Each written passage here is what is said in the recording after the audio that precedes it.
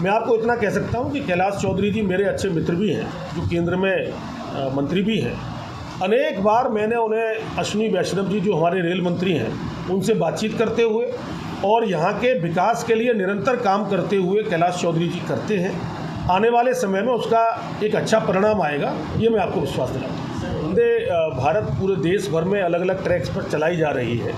और मैं निश्चित रूप से आपसे कह सकता हूँ कि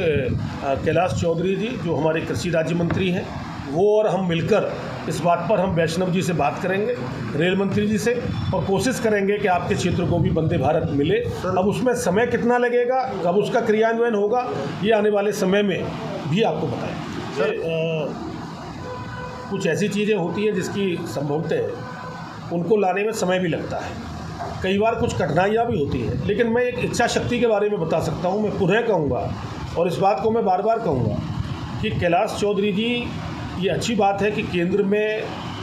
कृषि राज्य मंत्री है और निश्चित रूप से जब कोई मंत्री होता है तो वो अपने क्षेत्र के विकास के लिए निरंतर प्रयास करता है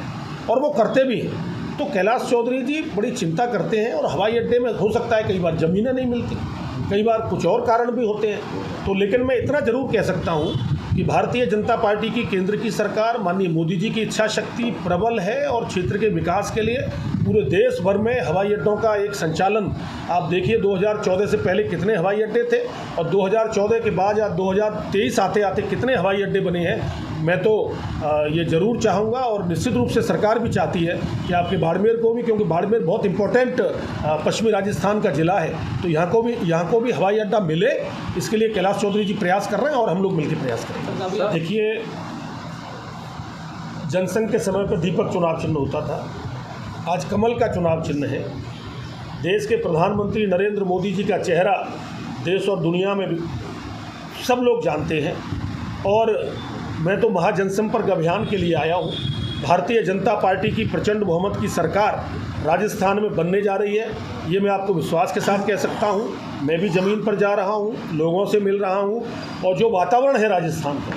वो वातावरण राजस्थान का इस बार इसलिए वो बदलाव का नहीं कि एक बार भाजपा, एक बार कांग्रेस, एक बार भाजपा। मैं आपको विश्वास दिलाता हूँ, इस बार जब भारतीय जनता पार्टी की प्रचंड बहुमत की सरकार बनेगी तो उसके बाद भारतीय जनता पार्टी की सरकार आने वाले समय में भी निरंतर जब चुनाव होंगे तो रहेगी, क्योंकि राजस्थान की जनता ने देख लिया है कि इन 5 वर्षों में और उससे पहले भी जब कांग्रेस की सरकारें रहती हैं तो भ्रष्टाचार, भाई भतीजावाद, आपस में करप्शन करके उनके नेता और मंत्री अखंड रूप से भ्रष्टाचार में डूबे होते हैं और जनता के हितों को दरकिनार करते हैं। तो भारतीय जनता पार्टी की सरकार राजस्थान में बनेगी। ठीक है साहब, धन्यवाद।